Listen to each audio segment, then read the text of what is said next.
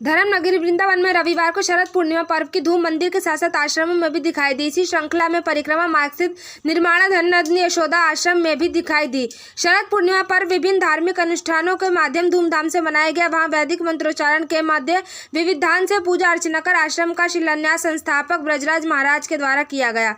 वहीं भक्त ठाकुराजी एवं गुरु महाराज का पूजन कर आशीर्वाद लिया। संस्थापक महाराज श्री ने नंद यशोदा धाम का उपयोगित और मानव जागृत संस्थान के उद्देश्य के बारे में जानकारी देते हुए बताते हुए इस आश्रम में वृद्ध महिला और पुरुष दोनों को रहने, भोजन एवं चिकित्सा आदि निःशुल्क व्यवस्था रहेगी।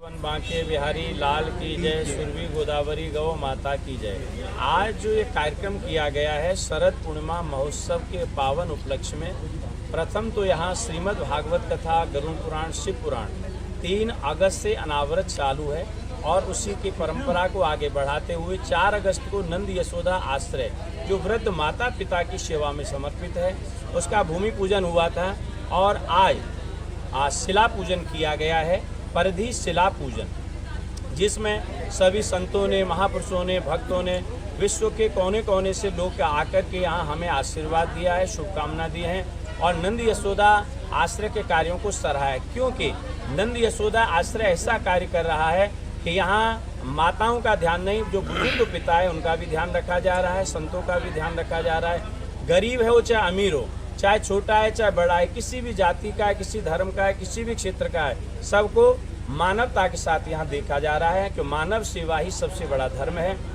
और मानव सेवा ही हमने माधव सेवा को अपना लिया है।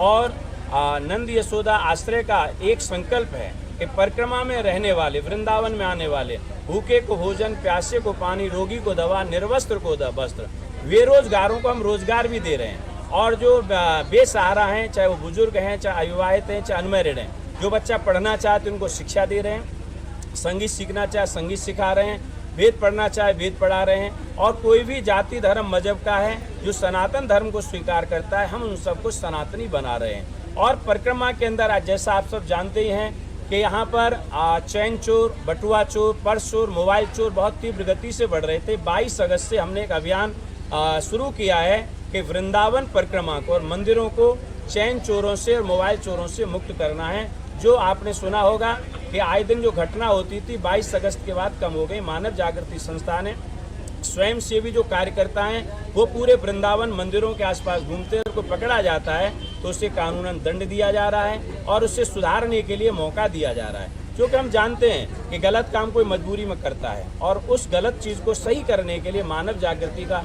संस्था का लक्ष्य है कि मानव जगाओ, मानव बचेगा तो समाज बनेगा, समाज बचेगा तो देश बनेगा और देश बनेगा तो धर्म बचेगा। तो मानव बचाओ अभियान है, मानवता बचाओ अभियान है। ना हम जाति को मानते, न धर्म को मानते, न मजहब को। हमारा एक ही नारा है, मानवता का नारा है। मानव बचेगा तो सब बच सकता है, अगर मानव नहीं बचा तो कुछ नहीं बचेगा।